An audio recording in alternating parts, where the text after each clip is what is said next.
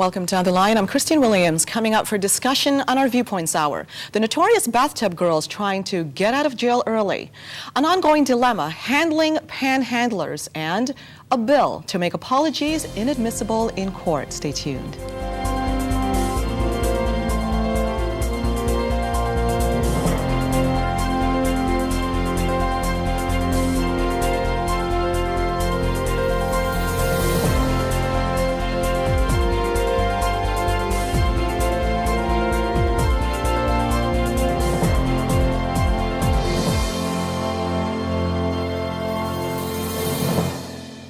And these are the issues we're presenting today to our Viewpoints guests for commentary. The notorious bathtub girls who drowned their mom and celebrated at a nearby Jack Astors. They're trying to get out of jail early after only 2 years. The dilemma of dealing with panhandlers, deemed a nuisance by many. Poverty advocates sympathize while many citizens and politicians see them as a nuisance, and a new bill that would make apologies inadmissible in court in the hopes of encouraging apologies and offsetting lawsuits. Now let's meet our Viewpoints guests. Michael Shapcott is a poverty advocate and senior fellow with the Wellesley Institute, and Robert Metz is president of the Freedom Party of Ontario. And you, the viewer, you are our third guest, so feel free to call in at any time with any of your comments about any of the subject matters that we're addressing today, which leads us to the first one. Take a look at this headline. 6 years is the least the bathtub girls should do for killing their mom. Anything less is getting away with murder. Well, you can see that that headline is basically a commentary within itself. These girls, most people know about them because there aren't many cases, fortunately, out there where teenagers will kill their mom. These were two teenage girls. Now, their identities are protected as well as their mom because of the Young Offenders Act forever. They're much older now, but at the time, they were young teens. At first, it was deemed that they were, or seen by law enforcement, that they were innocent because she was found drowned, the mom, in the bathtub. But according to the article here and the news articles that followed, more and more information came out because they were talking to their own girlfriends about how they drowned their mom, the way it looked when she was dying. It became quite the sickening story, if you want to put it that way. And she was found guilty by a judge. Now, both of them were found guilty, in fact, and they were deemed to spend 6 years in jail, and in fact, 8 years in jail, I believe, and 2 under a conditional sentence. But according to this article, 2 years later, they want to get out. They're trying to get out. And as you can see from the headline, there are those that are saying, why are we letting these young girls out as young as they are? This is murder.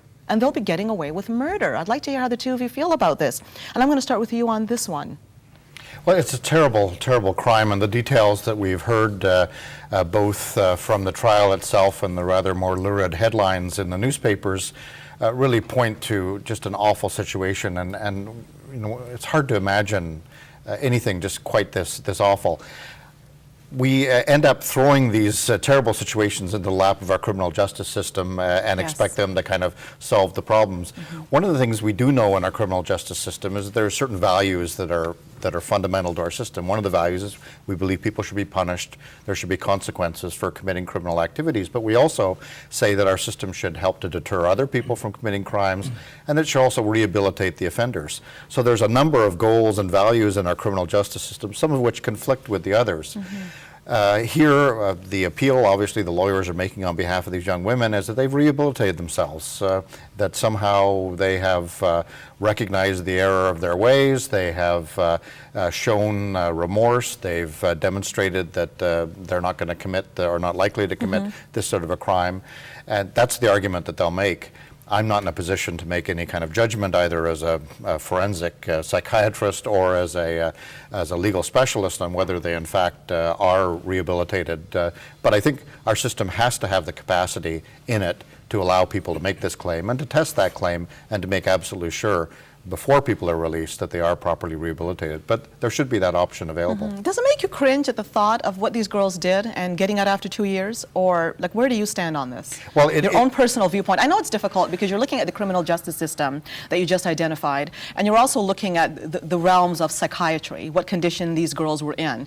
Now, according to the article that was established, they're not suffering from any personality disorder. They weren't suffering from, in fact, any mental illness. It seemed to have been situational. But you have a viewpoint, and I know you're not an expert in these particular fields, but does it make you cringe a bit thinking of them getting out after 2 years for what they did? What they I mean, committed, your own sense of justice here. Yeah, what the crime that they committed is clearly an awful crime. Yes, I can't imagine heinous. that they're, until the moment that they actually die, they're going to carry around that crime with them. It's a horrible situation. And yes, I do believe people who commit horrible crimes do need to be punished. But I also, I go back to these other values, and again, I think our revulsion at the crime, and anybody that read about this crime has to abhor it and say that this is an awful crime. But our revulsion of the crime shouldn't overwhelm the other goals. I think we need to get past that. Well, we need to also say that even the most hardened criminals, and there's a few exceptions that are recognized within our law, but even the most hardened criminals should have the ability to be able to make a claim that they've been rehabilitated and should be released. This is what these girls are doing, and I guess we have to let the system make that determination before we can judge. Robert, what's your position on this? Well, I think even if they serve the 6 years, they're getting away with murder. There's two separate issues here. I think there's the issue of what the girls are all about themselves. That could be psychiatric, it could have a lot of issues. I don't know that much about that. And I don't have much control of that side of the equation. But on the other issue, we can look at how our court system handles issues like this and what it does to encourage things like this. And I'll tell you what I see here.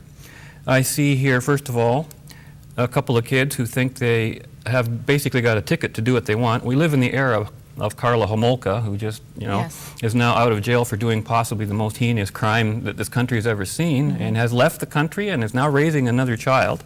Yes. We see guaranteed anonymity for children under certain ages, which I think is a tragic error. And you don't agree with that? No, I'm a strong believer in the shame principle. That if someone is not publicly shamed and is not called to account for their actions in some way of that nature, it's never going to be addressed. It's a tremendous, look at how strong peer pressure is among kids. But there's no shame attached to this. There's pride attached to it. On top of that, they get rewarded for their activity. They collected the insurance policy to begin with. And in this case, getting educated in jail. And then getting educated, government-paid education. It's an outrageous, just a whole smorgasbord of things that we're offering people for doing this kind of thing.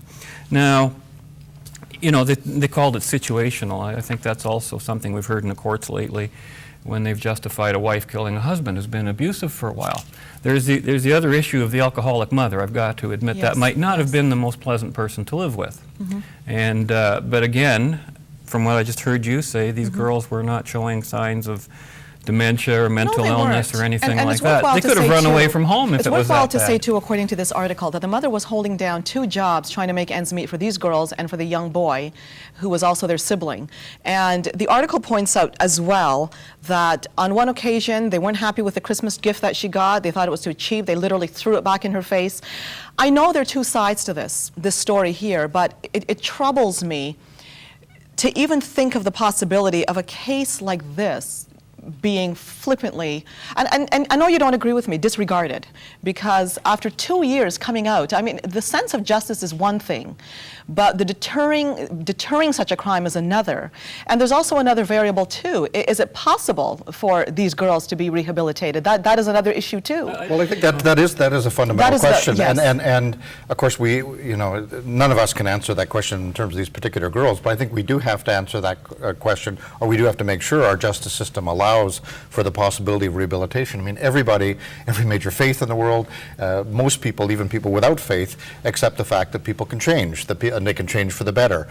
No one's naive enough to think that people just sort of can change on a dime, and I think that's one of the questions. Yes. But if we see that the only point of the criminal justice system is just simply to lock people away, to punish them, then we might as well stick them in solitary confinement, give them bread and water, no access to education or any other means of actually improving themselves, And then for sure we're not going to rehabilitate anybody. And we know that after 6 years or 10 years or 20 years of that those young girls who will then be middle-aged women by then will not be in any condition to be let out into civilized society. So I think we have to have a capacity within our system for rehabilitation. We have to have a process that allows people to be tested to ensure, and that's what we call our parole and probation systems. And that notion that you gave, Robert, I want to expand on shame. But a couple things I want to bring to your attention. First of all, our lines are open for you to call in at any time with any of your comments. We're talking about the infamous bathtub girls, what they did to their mom. You're hearing it.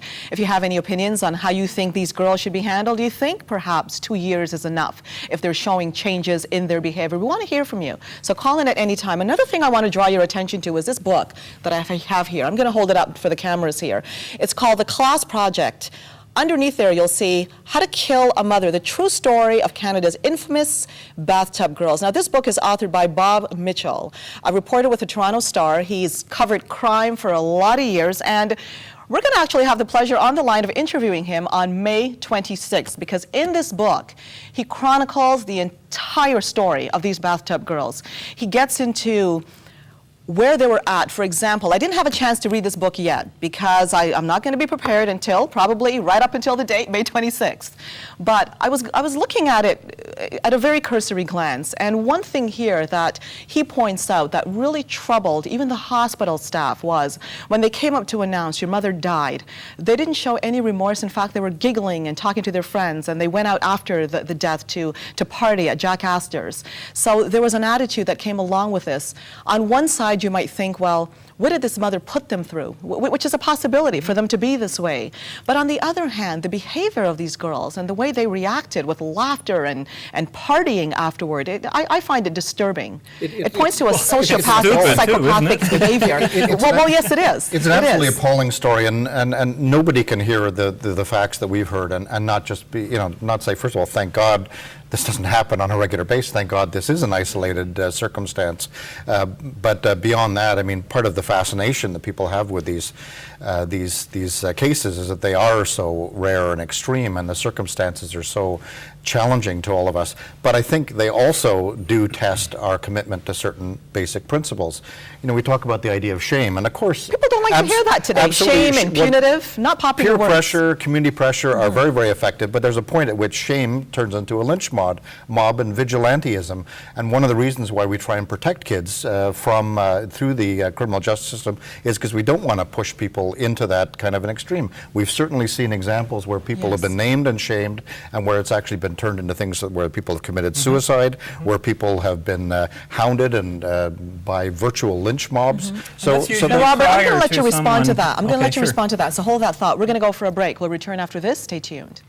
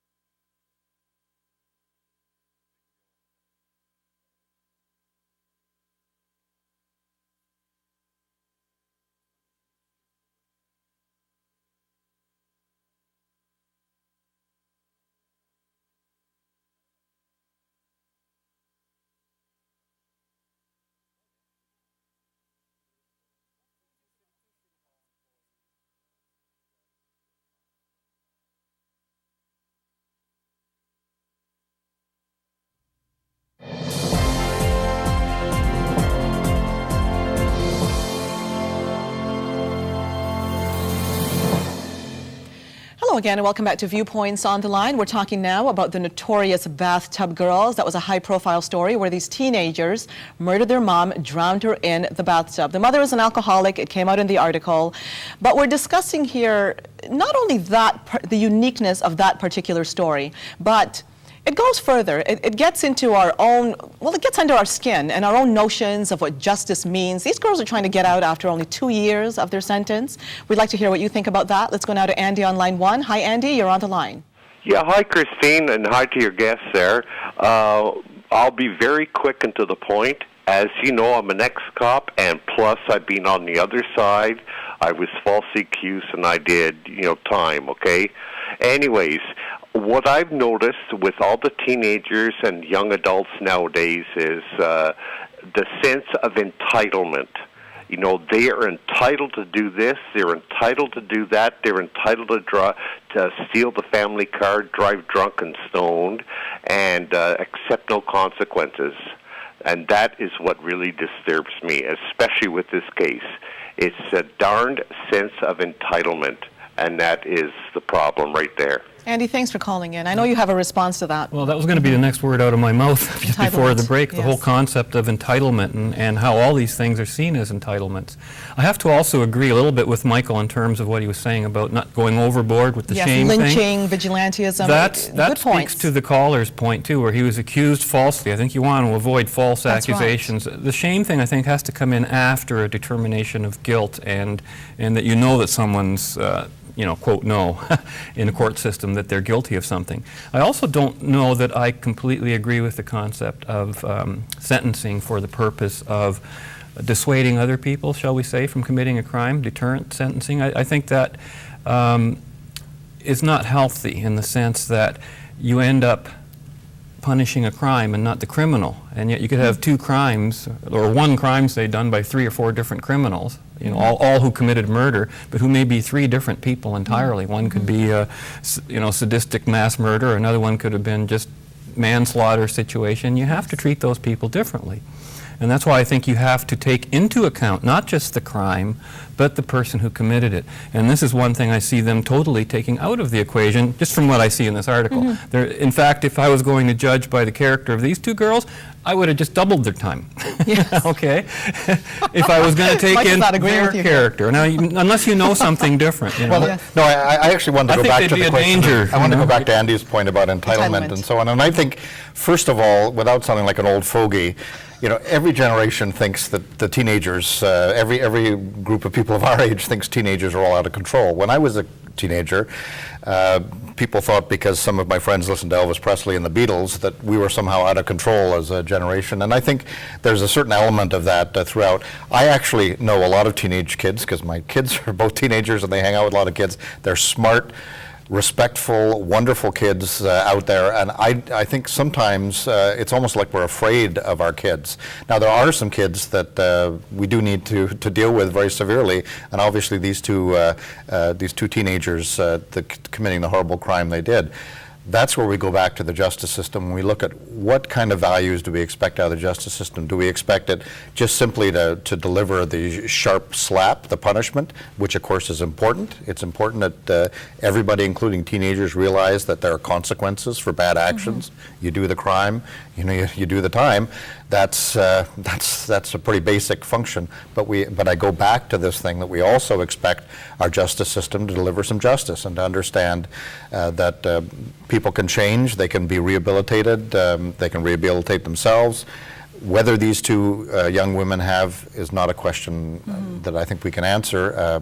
Seems an awfully short period of time, and all the circumstances raise a lot of doubts. But I'm sure the people who are making that decision, I have a great deal of faith and perhaps a little bit of hope that they're smart enough to make the distinction between people who are pretending to be rehabilitated and people who have actually made a genuine conversion. I can sympathize with a lot of what you're saying. I think you're going into too broad a field comparing Elvis Presley and all that stuff to two girls who are killing their mother in the bathtub. First of all, do you agree with that notion? I'm curious about that. I've heard many people say that if you look at the past generations, we tend to have a concern now about how violent our youth is and so forth, but every generation said the same thing. I agree with you on this, Michael. However, this is an age, the information age, and I know some are going to say, well, you know, when the Industrial Revolution came into play, the farming community was quite the different world to what the Industrial Revolution accomplished. But with the information technology of today, where kids today literally have access to anything on the internet. Yes. You look at these mad people that shoot up schools, and I mean, we're hearing more and more about it. It's not through the roof, thank goodness, the numbers aren't through the roof. But you'll go back, you'll look at their internet pages, the kinds of problems they ventured into wasn't available once upon a time, because they're making these devious alliances on the internet, getting themselves into domains that wasn't once available. So we have a unique twist today that people are concerned about the explosion of violence among teens, and with a permissive type of a justice system, could this accentuate the problem more? I think that the explosive violent problem amongst teens is generally amongst the repeat ones who have been caught once, twice, three times that and too, keep going back. But we have social variables as well. Aside from the internet, we've got family going breakdown. back in time, I remember in the 1950s and 60s, one site of a lot of riots regularly every summer was Grand Bend in Ontario, and it was alcohol. That was the alcohol and bikers, and that was going back before the internet and before anything we had today. So there were always periods like that. And, you know, Rebel Without a Cause, that whole genre of thinking that came out with Hollywood as well. You can say the same thing about Hollywood changing people's attitudes when it came out in the 50s and 60s, especially with the... You always see it. Sure. But I'm talking about access. And a lot of that might be progress. Kids today have access to information, to linking up with other people, and there's a good in it too, because you could link up with good people as well. It is good. I'm not saying everything is the internet, but we do have the dynamic of the family breakdown today, leaving teens often abandoned, basically, from the point of view of bringing up themselves, raising themselves, and couple with that, with the kind of access they have on the internet. To me, with your mind open, with that kind of availability, must pose a challenge to society. Something else we need to talk about as well. But before we go for our break, let's go now to Colleen on line 5. Hi, Colleen, you're on the line. Hi, I'm just calling because I am 58 years old. I've seen a lot of changes. I definitely have seen children go towards a more violent, angry state. But also I've been part of an alcoholic family, and I know just how terrible it can be for children in that situation.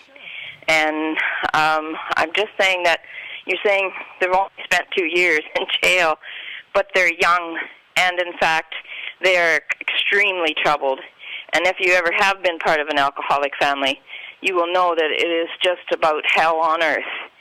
So I just wanted to say that for those girls. And of course, the fact that the peer situation is such that you have like the girls who were beating up that one girl just last week or so.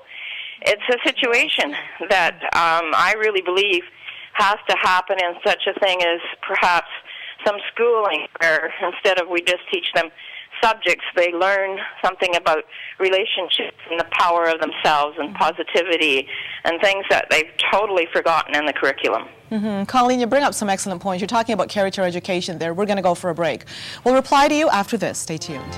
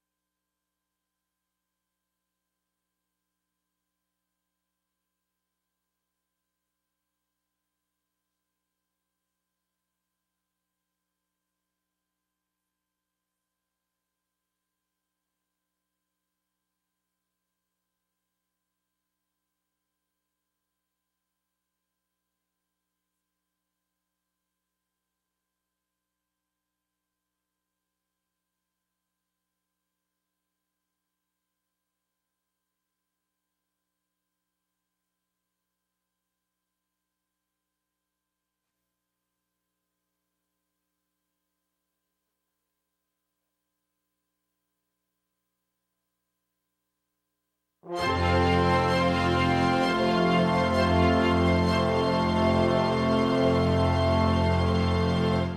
again, and welcome back to Viewpoints on the Line. We're continuing to talk about the bathtub girls. And Colleen raised a point that and I'm sorry to hear that, Colleen, because I can't imagine what you grew up with, having two alcoholic parents.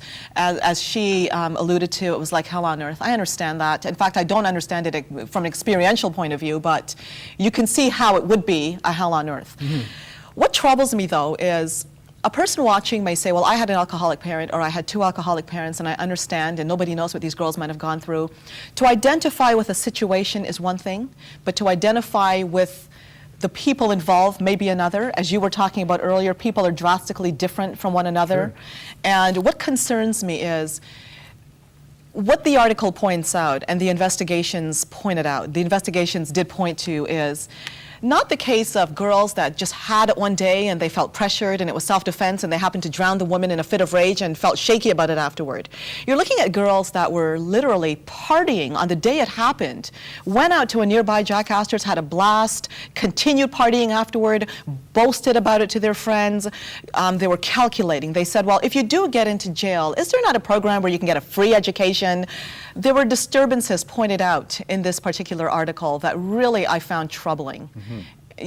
Any responses from Colleen's point of view? Yes, and Colleen brought up the alcoholic mother. Of course, we don't know anything about her from this article. Except that she had two jobs. Except that, so right. She managed that. That's why I said in the first part there, I says we can only talk about what we know, and exactly, given on the and that's facts what we we're know. doing. And certainly alcoholism is always a problem in any family that has to deal with it. Yes, and obviously this book's going to reveal a lot that I have here. Very few families come into a situation like this. These girls weren't acting in self-defense at the last moment. It was a very calculated, nonchalant event almost to them in some ways. Mm-hmm. And the fact that they went around bragging about it after they actually got away with it indicates, if nothing else, well, wouldn't you say it's a little stupid? Or did they want to get caught? Is there something else going on there? Because did they not have any concept that they, kind of got away with it? They even got away with the insurance money, from what I heard. Yes, they did. Yes, they did. So had they kept quiet, they'd still be out there, wouldn't they? Mm-hmm. And maybe we should be thankful they're a little crazy or a little off keel, because otherwise we would never have caught them. Definitely off. Well, I think Colleen, in talking about the family environment that these young girls were in, I think raises an important question. And of course, we don't choose the family that we get born into. Many people are in very desperate circumstances, but where we do choose is we choose the actions we take in response to that environment. I agree with that. And there are times when those actions are judged in a court of law. And in this case, what's on trial is how these girls chose to respond in that particular circumstance. And it was a long trial. There was a lot of evidence. They had, as far as I know, they had good lawyers who put forward all of the evidence that they thought was relevant in terms of trying to put the actions of these girls into a context. I think all of that is part of the consideration, and of course it would take a long time to wade through that 6 weeks or however long it was of evidence and come up with some sort of determination. We often ask our courts to deal with absolutely horrendous messes like this particular mess. But again, at the end of the day, I go back to this notion that these girls, first of all, in being in jail is no picnic. Even if you do get access to some a little bit of education, some facilities, being in jail is not easy.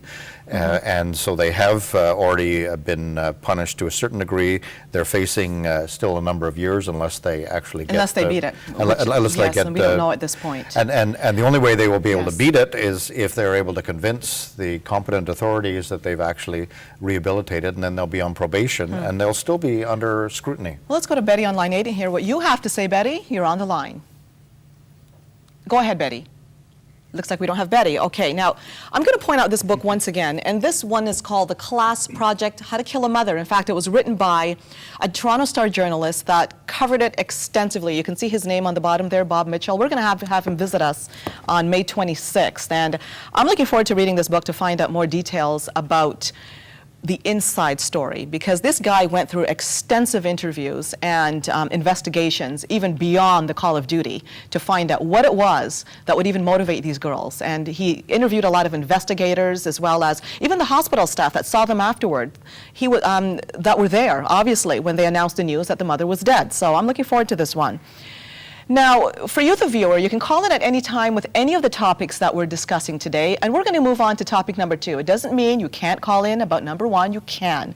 Now, the second one that we're talking about here is right up your alley. You're a poverty advocate, and I these are all the time and you myself. is that how you did so well for So I can yourself afford my there? bow ties.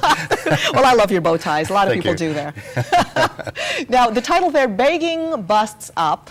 And that little print there, police see a 288% increase in illegal panhandling charges over the past, let's see here what we have up on our screen. I'm trying to read that. There are 3 years. You got it, 3 years.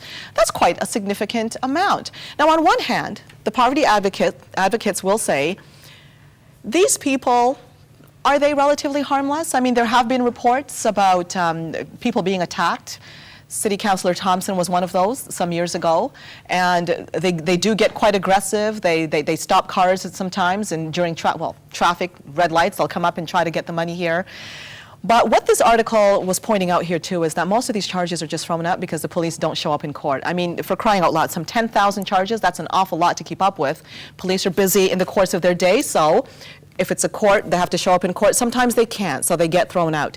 Is this a reason to be less aggressive when it comes to charging these people? Should they be charged in the first place? How do we handle these people? Huge issue for Torontonians. There's a tourism aspect too, and I'm going to start with you on this one. I don't think it should be against the law per se, just Yes. to be in public and ask somebody for money or for help. That's something I don't think should be made illegal. I think the issue on this boils down to one more of harassment, creating a nuisance in a public place or Yes. in traffic, which is a safety concern. And of course, there are other issues with, quote, aggressive, end quote, panhandling that might be more than panhandling, which Can be I think frightening. gets into the area of, being harassing. Now, as far as the statistics go, I'm wondering if they're even significant, because they talk about a 288% increase from 3 years earlier, so they're Yes. stretching the time out already. And then they say it's unknown whether there's more illegal panhandlers or whether there are just more complaints to police or more officers willing to lay charges. So really, Yes, question marks there, yeah, lots the of them. statistics could be irrelevant in the sense of we could have had just as many 3 years ago, but they weren't charging as many. Or we could have half as many today, but they're charging more of them. So it's Yes. hard to say from that. I don't think that itself tells us much. But of course, the issue is who owns the property on which the panhandling is going on. That's the person who ultimately That's a has good the point. right to say And- what will happen. And Michael, you're a poverty advocate, so I want to hear what you have to say, and of course you on the phone lines, but we're going to go for a break first. We'll return after this. Stay tuned.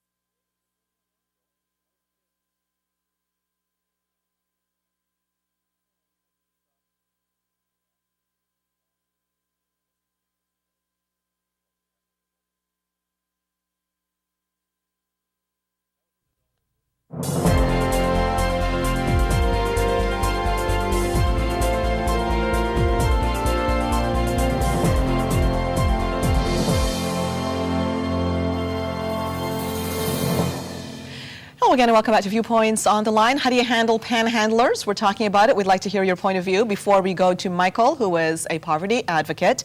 Let's go now first to you, Jill, on line 5. Hi, Jill. You're on the line. Hi. I was actually calling with regards to the two young ladies. And that's fine. Okay. First off, I'm a mother. Okay, I'm sure most of us are. But these two girls did something that they knew what they were doing. Okay, and they want to get out 2 years after doing 2 years. They should do the full time. Yes. And not only should they do the full time, but I believe they should undergo psychiatric counseling while they're there. Well, that's Jill's point of view, and she's making a good point here. Now, we're going to return shortly to what the issue at hand. But something you did mention earlier that I think was very significant, Michael, and that had to do with you don't want a society where people are turning to vigilantism, where they're going too radical. But at the same time, I think there's an overall fear, too, that if you tip the scale on the other side, you don't want a society, too, where, in a sense, you're promoting lawlessness because there are no consequences. I know that's not a popular word, consequences. Rehab is different because you're looking at the situation in terms of, is there a solution to it? But just for the sake of consequences, quickly, where do the two of you stand on this? Do you believe that there needs to be consequences for an action, particularly when it comes to our justice system? Just for the sake of consequences, not giving out the impression, in other words, that there is an entitlement, that you can do anything basically and get away with it. The word consequences, how does it sit with you? There's no question that we do need to punish criminal activity, criminal behavior. When people are found guilty of crimes, when they plead guilty of crimes, they should be punished. I think the tricky question, though, is to decide. In this case, this is a horrendous crime. Was 6 years enough? Should it have been 12 years? Should it have been 4 years? I think those are really tough questions to begin to ask, and they get into a whole series of questions about the particular details of the crime, the criminals, the purpose of sentencing. All of those questions come into play, and I don't think there's an easy answer. There's not an easy schedule. We're still trying to find a balance here, but let's move on now when it comes to the poverty activism that you do at times. And how do you feel about the panhandlers? On one hand, you're seeing the argument that it's really bad for tourism, having, in some cases, aggressive panhandlers come up to you. How do you process these people? Well, I have to say, first of all, on a personal basis, I live in Toronto. I've been a housing and poverty advocate for almost 30 years, and I'm distressed when I walk down the street and people approach me, and sometimes I feel a little bit overwhelmed. I don't give money to everybody that I see, and sometimes I feel guilty about not giving money. Sometimes I feel angry. And then there are those that say when you do give money, most of them aren't even buying food; they're buying alcohol. Well, some people say that, and how do you know unless you actually follow the person? It's up to the individual to give. Exactly. I agree with you. And follow them. So what I'm saying is, on a personal basis, on a human basis, I find it a distressing, but it's a symptom of a bigger issue. In our society, there's no question that there's an income inequality, there's growing poverty, and in fact, in a couple of weeks, mental on May illness 1st, too, it's sad. Well, mental illness, Stats Canada is releasing new numbers from the 2006 census on growing poverty, so we're going to see those numbers there. Many of the people that are out on the street are people who are absolutely desperate.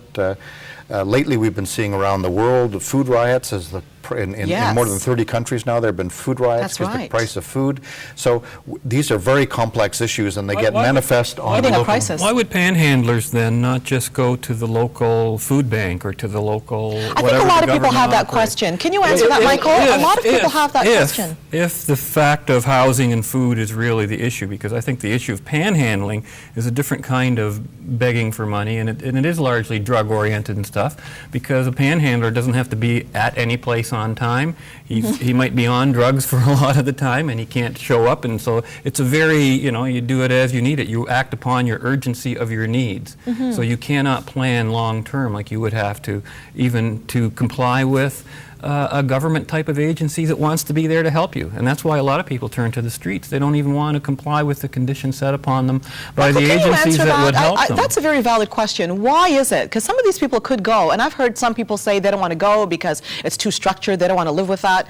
Why is that they don't want to go for that kind of help? I'm not saying they should be forced to go. No, I know you're not saying that, but I'm curious. People do have that question. Why is it that they don't go? And I think that's a good question. In a rich country like Canada, in a city like Toronto, which is the richest city and one of the richest countries in the world. Why do we have people who are so poor? And the short answer is that we used to have a social safety net that provided a little bit of support for people. That's frayed, it's gone away. Even food banks now have requirements about the number of times you can go. You can't go on a regular basis. The kind of food, incidentally, you get at food banks is not nutritionally, is not nourishing. You can't get fresh milk, for instance. You can't get, in many cases, you can't get fresh fruits, the other basics that to keep you alive. So when people are panhandling, when some people are panhandling, they're panhandling because they're going for things that they simply cannot get anywhere else.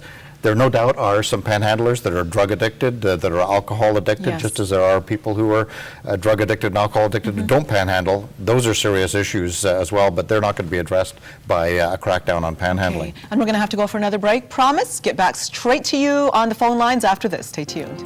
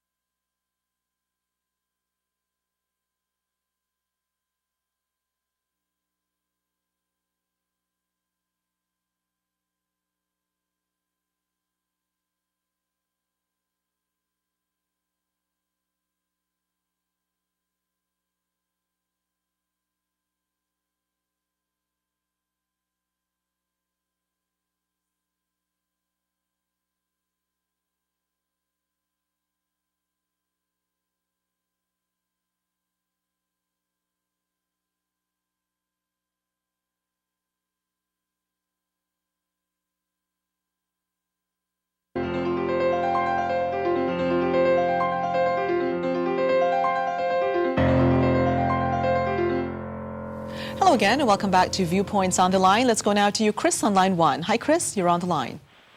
Hi there. I just wanted to share a quick story here. Yes, go ahead.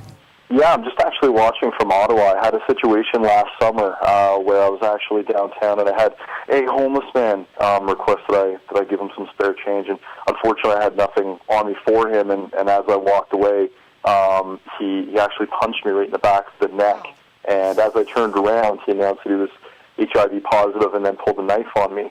I then obviously called the police. The man said that he would rather that I call the police because it would give him somewhere to stay.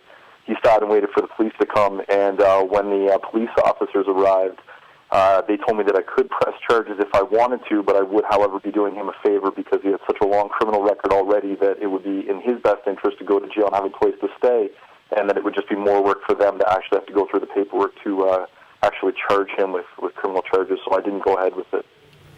Wow, Chris, thank you for calling in and sharing that story. What a disheartening story. That's a I'm fascinating sorry to hear what story. you went through, Chris, because I find that awfully traumatic to be attacked by somebody like that. Well, you know, I was on And- actually a teleconference call nationally with representatives from the Ottawa Police, the Red Deer Police, and the Vancouver Police, and we were discussing this issue of policing and homeless people, particularly mentally ill homeless people. And there are those who prefer jail. Yeah, well, and one of the things the police said is that they said, you know, they have to answer these calls, but Yes. they're often not the best people to deal with this because they, you know, their options are basically, you know, book them or let them go, and that's really all their options. And those often are not the two best options for somebody in that circumstance. That person needs some housing of some sort, obviously, needs some support in terms of their illness. Needs probably some help with addictions. All of those are things that the And police even from the can't offer. society point of view, though, and where the police fits in, it's pretty disturbing to be accosted like that in the side of the road and somebody punching you or even pulling a knife on you. I find that It's terrible. horrifying. We all deserve to live in a safe environment. Yes, we we all, do. we should all feel free to walk down the streets without being attacked and not have to worry that somebody's going to be lunging at us in our back. That's terrible. Scary. Rita on line 5. Hello, Rita. You're on the line. I also had an incident the other day in Toronto with a homeless person who cursed us because I usually am prepared and I always have something in my pockets to give to them, coins or maybe a biscuit or something, but he cursed me and my friend. This wasn't as grave an issue as Chris's story, but however, I think that it's a very complex situation, and not all society can do something about it. Sometimes, like if you approach them and you're too close, they might harm you if they're on drugs because you don't know what they're suffering from. And I hear many people say, what's very sad is that I hear many people say on the streets, "Why he can work? Look at him. I mean, there's nothing wrong with him." There is a lot that's wrong with some people because just look at the young people who are starting their lives and who come from families who have parents and who have studied at university, and it's so hard for them to start their own life and fit in. How can we help these people fit in when we overstructure our or I don't know, not overstructure, but use a structure that's very, very rigid and sophisticated. Rita, we're going to have to cut you off now because we're running out of time here, but I'll tell you, Rita, you brought up some great points. It certainly is a complex issue. Plus, you look at it from the point of view of the person walking in the streets. It's terrifying to be attacked, but you look at it the other way. You don't want to be known as a society that takes all of its beggars and just shoves them behind bars either. A complex situation indeed. Let's go now to Tim on line 8. Hi, Tim, you're on the line. Good afternoon. How are you? Fine, thank you. Good. For Chris and others, there's always the unfortunate stories, but the majority of the people on the street would choose not to be there. I hear Robert, it's interesting that he's the president of the Freedom Party, but he doesn't provide any solutions, and I would ask him to spend 72 hours on the street without any money, without any cost. Tim, do you have any experience? Being on the street? Yes. None except for helping people. I mean, Canada, as rich as we are in resources, is unfortunate that this is just a vicious circle. And what we do is we seem to move people from one corner to another, and it's out of sight, out of mind. And until there's a will to find a solution, this problem will unfortunately continue to perpetuate and continue to grow. And for a variety of reasons, be it mental illness, abuse, and like I say, I could go on and on, but it's extremely unfortunate, and it's these type of shows that bring attention to it. But again, it would be nice to see if we could meet halfway in the middle and find a solution to this very, very unfortunate problem. Tim, you raised some good points, and to be fair to Robert, I'm going to allow him to respond to that, but we're going to go for a break first. So keep on listening. Thank you. We'll be back.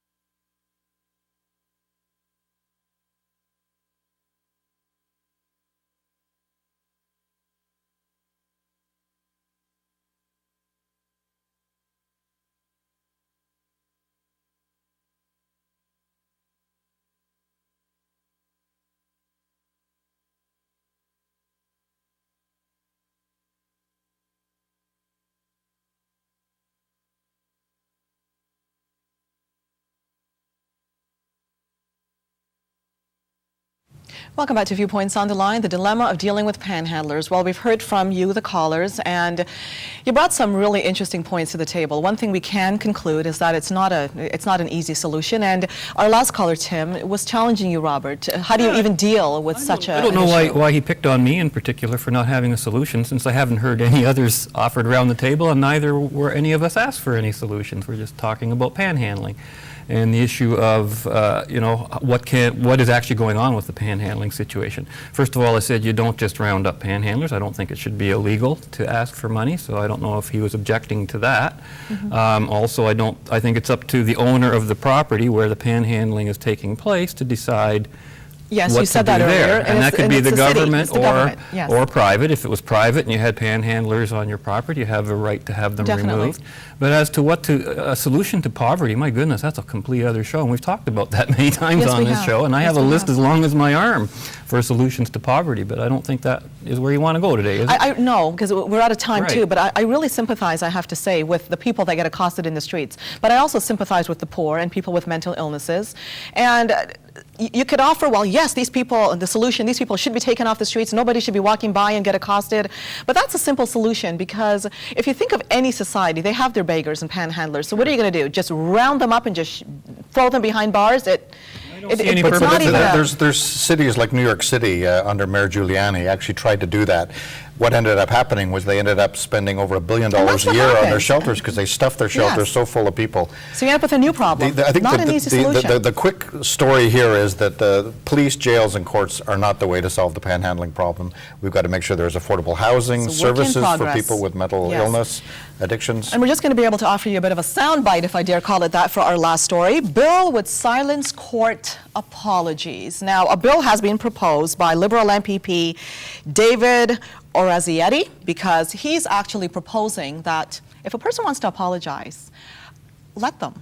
Don't make it inadmissible in court, because it seems like the goal, according to this article, this is what I got from it, is to deter people from perhaps launching lawsuits. People reconcile within themselves. Look, the offender is sorry. We think of some of these religious lawsuits against abuses, and you think, well, if they only apologized and showed that they were truly sorry for what they did, then maybe we can reconcile, go through with some healing, as opposed to in the court system where there is none anyway. Yes, there might be compensation. Take it away. What's your point of view on this? Do you agree with this bill, first of all? I'm going to start with you on this one quickly. Well, I think it's always a good thing in a civilized society for people to be able to say sorry when they've done something wrong, and not to be held against them in a court of law. So I think it's a good idea. Other jurisdictions have done it. I think it's a great idea. And the article does point out the other jurisdictions as well. So that's a good point of view. Robert? I think it's self-incrimination made easy. I think once you say that, you've incriminated yourself. Once you say, I'm sorry, I did X, then you did X. And that's all there is to it. And I think all the legal protections, if they're going to protect you from that, then I'm going to admit to every crime in the sun that I didn't commit, just to make sure that nobody can sue me in the future. You've got a point of view there that I have not heard. That's how I look at it. Kudos to you for that, because how many people will take advantage and say, I am really sorry for what I did, just to get out? Sure. If you're going to guarantee me that I cannot be possibly prosecuted for anything I apologized to, I'm going to apologize to anything you can make up. But you cannot be, it's just that your apology cannot be used against you, but you can still be prosecuted if you've done something bad. So I think that's the whole point of the law, is it's to try and bring a bit of civility into things, to bring a bit of humanness. You cannot bring it forth you can't use the apology itself, but for instance, if you do something, you can... So you can't use the admission that you did it. The admission of guilt you can't use, but you can use the evidence. The facts around it could still be brought. So it's an ongoing process. It's not a get-out-of-jail-free card, exactly. It's a two-sided sword right there. For sure. And we'll have to end on that note, a two-sided sword, like many of the issues we discussed. Thank you both so much for joining me. Thanks, Christine. That's all the time we have. See you again next time. I'm Christine Williams, and from all of us, thank you for watching.